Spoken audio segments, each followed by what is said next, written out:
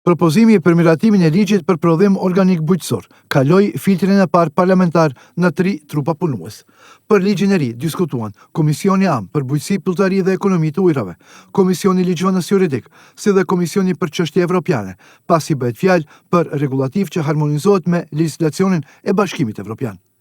Propozuesi i ligjit është qeveria, ndërsa në tekstin e dorëzuar në kuvend theksohet se duke pasur parasysh qëllimet e politikave të Bashkimit Evropian në këtë veprimtari, regulative konkrete paraqet bazë për zhvillim të qëndrueshëm të prodhimit organik dhe ndikimet e tij pozitive në mjedisin jetësor.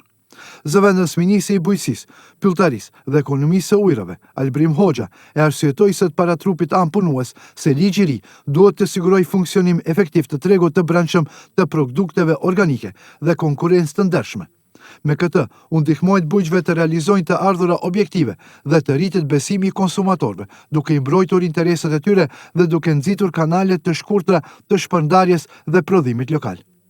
Kryetari i Komisionit për Bujqësi, Pylltari dhe Ekonomi të Ujrave, Lupço Nikolovski, e përshëndeti propozimin, duke theksuar se bëhet fjalë për një ligj reformues, për zbatimin e të cilit është nevojshëm të miratohen disa akte nënligjore dhe të angazhohen kuadro kompetente në institucionet përkatëse. Propozim ligji për prodhim organik bujqësor në lexim të parë dhe i shënuar me flamur evropian do të ngjendet para deputetëve në seancën e ardhshme plenare, të caktuar për datën 18 të këtij muaji.